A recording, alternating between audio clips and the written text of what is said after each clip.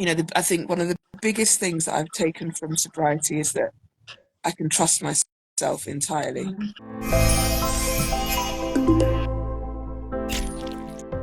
Good evening, good evening. Happy Sunday, happy Mother's Day to those who are celebrating today. It's not Mother's Day in France, so we're not celebrating, but I know it is in North America, so happy Mother's Day to all of you there. I'm just going to get Sarah to join, hopefully.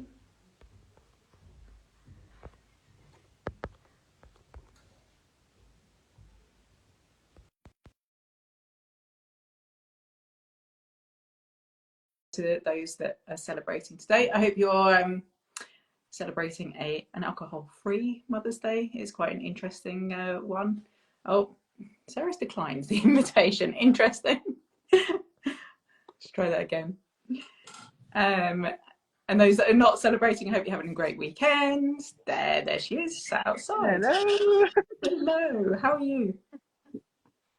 I'm great, thanks. Good. So beautiful and sunny here. Oh, nice. It's not here. Oh, really? Yeah. It's been rubbish. Oh, it's been beautiful here. Oh, lucky you. You had a good week? Yeah, good, thanks. Good. Are you sat in your garden? I'm sat in my garden, yes. Nice. My new garden. Yeah, enjoying it. Okay, for those that don't know, Sarah and I kind of connect every week. Tonight we're going to be talking about kind of coming out as sober. That's how I felt when I came out as sober to my friends and family. We've been talking a little bit about it in the group today, which is this week, which is why I thought it would be good to talk about today. And it's an interesting one, right? Talking to people, to family, friends, new people that you meet, about your sobriety. So Sarah, tell me a little bit about your experience of how you felt when you did it, if you've done it, and how you talk to people about your sobriety. I think it's a really, really tricky one, because I think the biggest challenge is that people just look at you completely gone out, like, what? You don't drink? Yeah. And for me, my kind of trying to understand my relationship with alcohol was really challenging, because I've always been a binge drinker, so it's really being able to understand my alcohol use and how that relates to alcoholism was really challenging for me, because I didn't really relate to an alcoholic, and yet I did really relate to the fact that I can't just have one drink, which of course one means the other. But so at first I really struggled with that kind of I am an alcoholic kind of notion. And when I was challenged by people about why I didn't drink, because of that internal challenge, I didn't really feel comfortable to say, well, I'm an alcoholic, so of course I'm not drinking, Yeah. And also I don't like this kind of recovery model. I'm always, woe is me, I'm always in recovery. This is being done to me. I have this inner demon that I have to fight, the monkey on my back, because I really don't feel like that is the case for me, or I don't relate to that kind of being the way that it is. So at first I was just like saying, oh, I'm just taking a break, or I'm having a Coke, or avoiding situations. And it wasn't really until I was out last December with a new work team on a Christmas do, and they all bought so much alcohol. It was a bring your own restaurant. There was so much alcohol, and the alcohol that was there was dark spiced rum and red stripe, which used to be my absolute heaven. And and they were all so drunk. And I sat there, and my new boss said to me, "Oh, don't you drink?" And I was like, I don't want to make some massive disclosure to my new boss. Yeah. But I don't want to lie. And actually, last December, I was a year and 13 months along in my journey. So I was far enough along in my journey to really own why I wasn't drinking.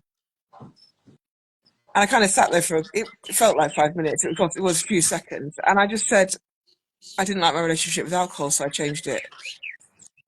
And that is now what I say, because what that does is for me, is it says, I didn't like how I was drinking, so I took control of it. There Yeah. is no where is me. There is no I'm in recovery. There is no victimhood. There is none of that stuff. No. Literally, I didn't like something that wasn't working for me in my life, so I took control of it and I changed it. Yeah. I really like that idea as well, because a lot of the time when we talk to people about our drinking relationship or our relationship with alcohol and why we've stopped drinking, a lot of people don't even realize, but they get quite defensive, right? Because they feel sometimes that if you're questioning your relationship with alcohol and maybe you didn't drink as much as them, then maybe you're also questioning, like, are they drinking too much, or they should be questioning, which is quite often it's not the case. Like, I don't really care what anybody else's relationship with that, in the nicest possible way. I don't care what your relationship with alcohol is unless you are impacting me and my family directly. Like, my relationship with alcohol is completely personal to me, and me deciding I don't like it and the impact, whether that is the impact is just some unintended consequences, or it is that, we talk about functioning alcoholics, like, just because we turn up to work, because we're parenting, because we're, doing all the things, getting up, exercising, because we're doing all those things, but we can't just have one, or we can't just take a break so easily, and we function alcoholics. It is, yeah, when you say, well, I didn't like my relationship and so I changed it, that's such an empowering thing to do. And it doesn't instantly put somebody else on the back foot, does it? It doesn't instantly make them think that you're judging their relationship with alcohol. Definitely, and I have to say there have been points in my sober journey when I've been a very, very smug sober person. Not because I'm looking down on other people, but actually because I'm immensely proud of what I've overcome, and the journey is so empowering, but it is, or at least for me, it was very difficult. And actually, not drinking wasn't the most difficult part. It was everything else that not drinking revealed. Yeah. So I think for me, the fact that I had overcome it, and then I was able to go and sit in a pub or go to a party and not drinking, I was feeling unashamedly smug about it. I think what we as the sober community have to do is move this narrative away from what a traditional alcoholic looks like or acts like or drinks like or behaves like. We if I think if we spoke to most people, they would have a very clear picture of what an alcoholic is, and regardless of And how much they yeah, drank, they would and very not clearly say, only, "No, fit it." yeah, not only do they have this idea of what they look like, they have a very instant assumptions about their character, right? Like, Absolutely, yeah, and everything that's attached to that word, which is why so many people don't like the idea of the word alcoholic. Um, yeah, and yeah, it's an interesting one, because when I kind of came out as alcohol free, ironically, I had a lot of shame around the fact that I'd chosen not to drink, because everybody knew me as like this brilliant drunk person, really. Like, it was so tied with my identity. Party girl, when's party girl out? Like, it was always, when's the rosé going to be out? It was great. There was never to anybody else any rock bottom moments, no yeah, kind of destructive rock bottom moments. For me personally, there were so many different unintended consequences that I just didn't really realize that were related to alcohol. So, but when, yeah, I remember being like, how am I going to say to people that actually this break that I've taken now, I really just want to continue it? and I'm in my little bubble in France, that to a certain extent I could do that privately. The people that, my husband at the time, my mum lived with us, and I was just like, no, I really like not drinking, I'm going to carry on. But to everybody else, when they had this expectation of me, I found it really, really kind of, as I said, shameful, which is ironic because so many people I speak to are like, I have so much shame attached to my drinking, that for me to have so much shame attached to my idea or the desire not to drink seems completely different. But when I came out, I remember putting a post on Facebook of like, for those that know me, are going to be completely shocked and probably disgusted, but I'm like 9 months alcohol free and I love it. And to my surprise, loads of people who were my drinking partners were like, fuck yeah, oh, I really want to take a break. Like, how did you do it? That's amazing. And I really loved that, because for me, my passion really is early intervention of for sobriety, that we shouldn't get to a rock bottom moment. There doesn't need to be we lose our job, we get done for like a DUI, and the knock-on consequences of that. It shouldn't be that we lose our family or that we're put into detox against our will. It can come from a place of, as you say, it's abundance in sobriety. Definitely. It's not deprivation of alcohol. So I was really excited, and to start saying, well, I took a break and the benefits outweighed like the cons so much that it just didn't make rational sense to me to go back to drinking. When I started looking at the benefits and could say, wow, I sleep so much better, my skin looks so much better, I've lost the redness, I've lost some weight, like my moods are better, it just didn't make sense for me to drink. Yeah, it was fun, I'm not going to deny that.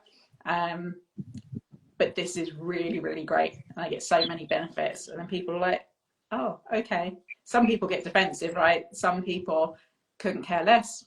And some people are really interested. And that's that planting the seed, that early intervention in others of, oh, maybe this isn't destructive for me, but maybe I could benefit from being alcohol free as well. Which, by the way, if you're questioning your relationship with alcohol, everyone, no matter if you drink once a week, once a month, whatever, you will benefit from stopping drinking. And that's always where I sing from. Like it's that sheet that I sing from. Nobody is going to regret not drinking, I don't think. Absolutely true. Have you ever woken up and regretted not drinking the night before? No, never. And there's times when I've been considering, I mean, I've already been out and I've been around people who are partying, and I've stood there and there's been fleeting moments and I thought, God, I yearn for that that abandonment. I really, Yeah. I think to myself, I really want to experience that lack of control Yeah. and all of those things. And I watch them, and then I see them, and then I smell them, and then I hear them, and then I'm like, oh my God, I don't want to be in that position. But in those moments when I am really like, God, I would love to feel like that, the way that they look. I play it forward to the next day, and I know that I would feel so shit, not just physically and not just mentally. I know I would feel like I'd let myself down massively, and that I think one of the biggest things that I've taken from sobriety is that I can trust myself entirely, Mm-hmm. and I don't think I've really ever had that feeling since I was a young teenager when I started drinking. When I was drinking, I would just throw caution to the wind. I'd think, fuck it, anything goes, and what will be will be. And one of the greatest privileges of being sober is that I can trust myself entirely. And I know that I would feel, if I did do it, if I did drink or party the next day, I would feel such like I'd let myself down so much. And that is, the peace that I have with myself because of sobriety is so fundamentally precious to me. Yeah. There's nothing that I would do to kind of intentionally pierce even pierce it. No, never mind shatter, just Yeah. pierce it. Nothing. And it is, I mean, that idea of playing the take forward is a really, really good tool for anybody that is going to any event, playing anything through, having to navigate anything. That idea of literally sitting and journaling in the early days of what does this look like if I do drink? What does this look like if I don't drink? Because when we look at that with real radical honesty, we know what one drink looks like, right? We can kid ourselves into saying, I'll just go and have one drink. But the idea, you know, when we're really honest with ourselves, is that ever going to happen? The other thing that is interesting, we've just been away for the weekend and I went out for a walk in the evening, which still, like 6.5 years later, still amazes me that past 5 o'clock, I will take myself off for a walk. Because when I used to drink, like past 5 o'clock, that was it. I was in the house and I was drinking, right? Like I would never think to go out for a walk. And that time of the day was just written off. So I was walking and it was getting dark outside and I wanted to go and watch like the sunset. And I could see families in, you know, we live in France and it is just such part of the culture and part of the heritage. And it's quite interesting speaking to French people in particular about my journey with alcohol. Because even when I say like I'm alcohol free and they say, what, you don't even drink wine? I'm like, no, not even wine. What about champagne? I'm like, no, not even champagne. So, but I could see in, you know, when it's like getting dark and everyone's got their lights on inside, and I could see people sat around and having drinks and kind of, you can see the joy and, as you say, that abandonment. And it does have a fleeting moment of like, oh, I miss that. Like, I'm not going to lie and say I don't miss that.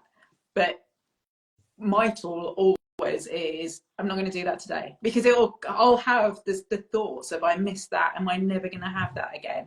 And then I kind of laugh to myself, well, I don't want to drink today, so that's fine. I'll worry about forever tomorrow. That's fine. And then, as I say, I never wake up in the morning and think, shit, I really wish I'd had a drink last night.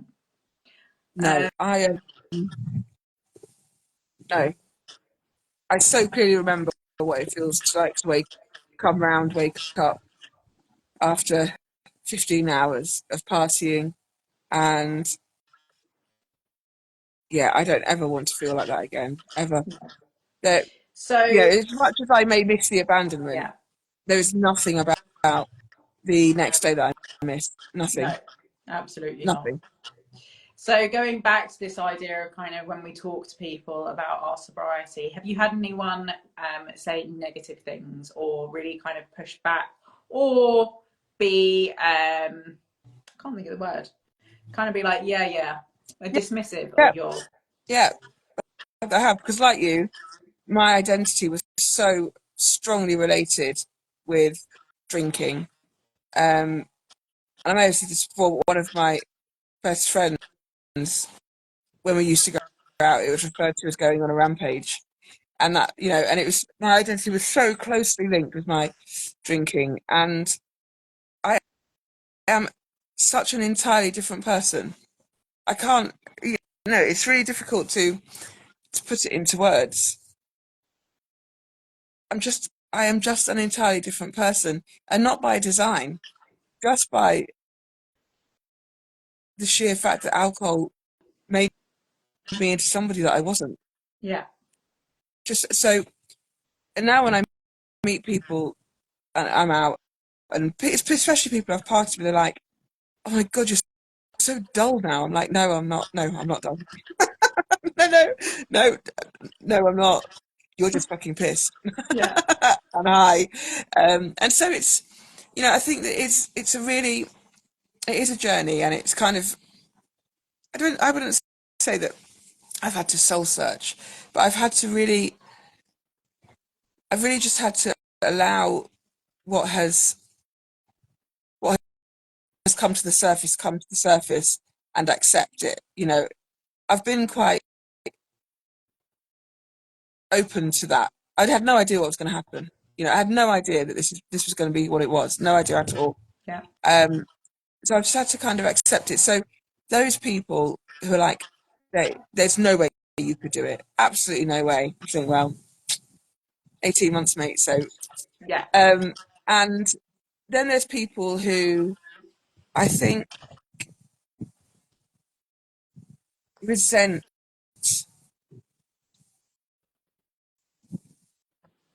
resent the lack of space they have in my life Yeah. now. And even though they might not recognise that's what it is, they are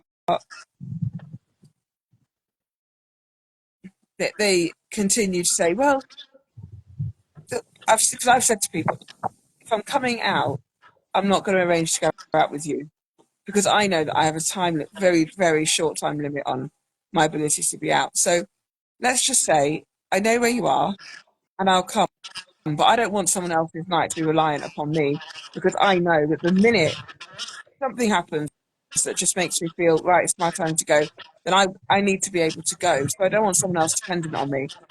Yeah. And so I think for some of those people, they resent that a little bit. And I think they feel like I'm not being fair to them. And Yeah. maybe I'm not, but actually the priority is that I'm being fair to me. Yeah. And my sobriety is the priority in that. And then there's Yeah. people who've been very accepting and warm-hearted about it. And then there's the people who've been like you, oh, right, tell me a bit more about that. Yeah. Because I'm not happy with my drinking either. Yeah.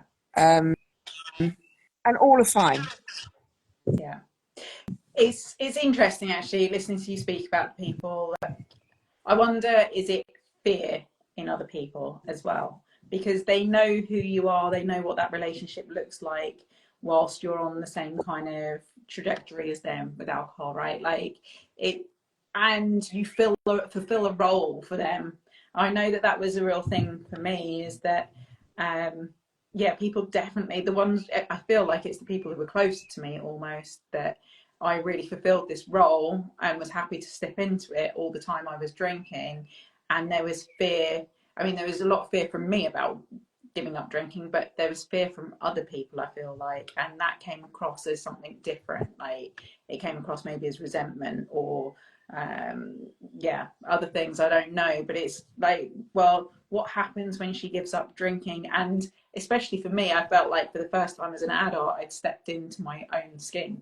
Like I was like, fuck, this is who I am. Like, and I really like it. I like having perspective on things. I like having clarity on things. I like being able to shift my reality in, the things that I don't like. I love having that ability to make changes. And for other people who are close to me, I think that really, really came with fear of, well, what does this look like of our relationship, or Yeah, is she going to fill that role anymore for us? And in lots yeah, of cases, I didn't. absolutely. Um, Yeah, absolutely. and, and in lots of cases, I stepped into different roles. But as you say, that, I mean, keep on going back to the word boundaries. That being able to set boundaries with people, and that does tend to be with the people that are closest to you, and Yeah. that those boundaries are needed. And Um, I think, when I was drinking, I was far more prepared to spend afternoons sitting around, even if I wasn't drinking alcohol. But it's difficult to explain the kind of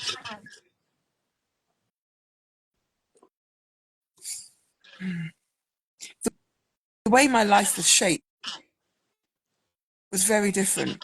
And when I yeah, was drinking, I was far more inclined to sit around for hours, even if I was drinking coffee, hours talking shit about anything, because I was really not particularly committed or had energy for anything else other than being with those people, even if it wasn't drinking with those people all the time. yeah, And now that I'm not drinking, actually, my life is a very different shape. And I yeah, don't, and and I'm just not prepared to sacrifice the time yeah, when I have, I've really, something I didn't do when I was drinking. I would say I don't have the time to develop my political stance, or don't have the time to do this. I don't have the time to do that. And now I have created this time because I'm not thinking about drinking, recovering from drinking, thinking about what to drink, thinking about where to buy it, thinking about do I have got money to do it, or the rest of it, I do have the time to do things that are actually very, very important to me, Yeah. and that I believe are for a greater benefit than just myself. So, Yeah. I think the shape of my life is very different, and therefore the amount of space I have in that shape is much more limited. And Yeah. that, and that doesn't mean that I don't want those people in my life anymore. It just means that I want them in it less often because there isn't the same amount of space as Yeah. there was. I think my internet's going funny. Let me just go the other way. Um, yeah, so it's an interest that there's a couple of things here. I often feel like, not that I'm a conspiracy theorist, but there is part of me that says that they numb the masses. Like, if we all gave up drinking, we could change the world, right? Like, we would start standing up for what we didn't like. Um, Am I still every evening at here? which, yeah, you still there? If we are drinking, then we're not questioning anything that's going on around us. So it's quite interesting to hear you say, like, yeah, I can expand my political stance. I can start doing things. Like, I have all this time and this clarity to start making changes around me. I love that. This is how sobriety changes the world, right? Like, it Right. literally can have this massive, massive knock-on impact. And the other thing is that's such an interesting thing when I work with clients, especially, or just speaking to people about their drinking. They will say, like, oh, I don't drink that much, or my drinking doesn't impact me. But you just touched on it so beautifully, of that there was the drinking us, that even when we weren't drunk or hungover, even if we went days without drinking, our life was so different to the sober version of us, right? Like, so incredibly, incredibly different. When I think back, I never really questioned anything. As you said, the time the clarity, the mental capacity to do the things that I wanted to do. Um, it just is a very different version of me that people now meet, right? And I often think that in the groups it's a real pleasure when I hear some of the stories of the drinking versions of ourselves, even when we weren't drunk, just how we had our lives and how we weren't able to make changes, how we would put up with shit at work. We wouldn't have any Absolutely. boundaries in that workplace or within our relationships or with our children. Like, so many people I know now, I'm really grateful to meet this version of you, because this version is going to change the world. And as soon as you start to give up, you start to question those things and you start to make changes.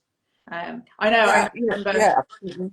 I remember meeting somebody and her offering me a gin and tonic, like, I don't know, 3 o'clock in the afternoon, which is, I mean, the amount of expats, especially in France, that are drinking throughout the day is amazing. I would really love to know the statistics. Of course, we move over here, booze is much cheaper, lots of people are retired, and they'll be drinking from very early in the morning. But I remember her specifically offering me a gin and tonic at like 3 o'clock, which is cool. Like, yeah, I used to do that kind of thing. Absolutely, yeah. I said, oh, no, thanks. And I was with somebody else. And she was like, oh, what about a glass of wine? And I was like, no, I'm good, thanks. And my friend went, oh, she doesn't drink. And she went, you don't drink? How boring. And I was just like, no, I love it, actually, thanks. And Oh, you do they, drink at 3 o'clock in the afternoon. How yeah, boring. how boring. Have you got Um, nothing else to do at 3 o'clock in the afternoon? it is, as you say, there's very few people that I've had negative comments from. Um, most people really, really don't care. I think Simon used to say something like, there was the 40-40-20 rule, that like 20% might say something negative, 40% really couldn't care less, and the other 40% actually will start to question, like, oh, that's interesting, why don't you drink? A lot of the time it's men who will start talking to me about the idea that I don't drink, and what made me question it and all that kind of thing. But yeah, it is interesting when you're solid in your sobriety. again, is that term that Simon, I remember Simon using, the vegan sober, because how can you tell a vegan, don't worry, they'll tell you. It's like, Yeah. I'm sober and proud now. It's one of the leading things for me, and I'm so excited by it that I don't think anyone can really come back with a negative about it. And if they do, it's like, yeah, it doesn't impact my journey whatsoever. Yeah, absolutely. I will disprove the negative Yes. 1,000 times over. Yeah. Would you like to talk about it? I also find it really amazing how people will say to me, I don't drink much, which tends to be like, as soon as I say I don't drink, and they're like, why not? And I was like, I took a break, and I really love not drinking, and I used to do some stupid shit, like, and they're like, oh, right. And they will always take a pause and be like, I don't drink much. Like, right, okay. But then they will go on to say, I've done this has happened, da da da da da da. Yeah. And you're like, yeah, it's just interesting. Just take a pause and see what you think.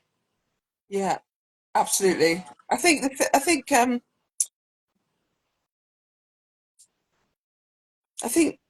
know, don't be scared. You just got to let go of the fear. You Yeah, know, people in pub culture, certainly in the pubs that I was in anyway, it seems like everyone's got something to say about everything. yeah, Everyone's got something to say, yeah. regardless.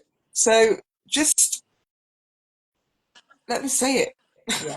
let, And let I it go. know, like, for me, my language changed around drinking as well, right? And especially because I'd had a break before, and I had been very, oh, I don't drink, and so smug about it. And then I'd gone back to drinking because I had a belief that I could just go back to moderating because I didn't have an issue with alcohol. I was just a normal drinker, and all those, I don't drink more than that person, all those beliefs took me back there. So I was very careful the second time, or kind of tentative in my language around not drinking. I'm just taking a break. I'm not drinking at the moment. Until now, like, those 3 empowering words of I don't drink, that really standing in that camp, really solid in that idea of I don't drink, I think it's just the most empowering thing to say to anybody. And the other really important thing to know is that you do not owe anybody an explanation about your drinking. Absolutely You can say, not. yeah, oh, I don't drink, and then change the subject. And the good thing about people is we all love talking about ourselves. So as soon as you ask a question, you can deflect from the Yeah. subject of not drinking. It's You soon get the feel, the energy, and again, it's another benefit of sobriety is that I think you get to listen to your instincts around. You can pick up on people's energy. Are these people open to having a discussion about it? Do they want a discussion? Are they closing it down, or are they going to be negative about it? And if they're going to be negative, I get to walk away. But you absolutely are in control of your own story around Yeah. and your own narrative around it. Yeah. Lovely. Okay, anybody that needs any support with their sobriety, check out Sobriety Sisterhood, or reach out to Sarah and I through Instagram, and by all means we will get back to you. Otherwise we will be back next week, Sarah. Next week, when it's What nearly we talk June, about. which is insane. Oh yeah, just absolutely insane. But I love it. January was about 10 years long. Yeah, and So now it's now nearly June. it's nearly Christmas. Happy New Oh Year. yeah. It literally goes like that. I'm like, the year is gone. The year has gone Again. with exams and for the kids and all that kind of thing, craziness. It is absolutely just flies by. Yeah. Okay, right. Thank you very much, Sarah. I will see you next week. Anybody that wants to us to talk about a certain subject, by all means, reach out and we will chat that through next week. Sure. Okay. Great to see you. Take care. And Bye. you. Bye. Bye.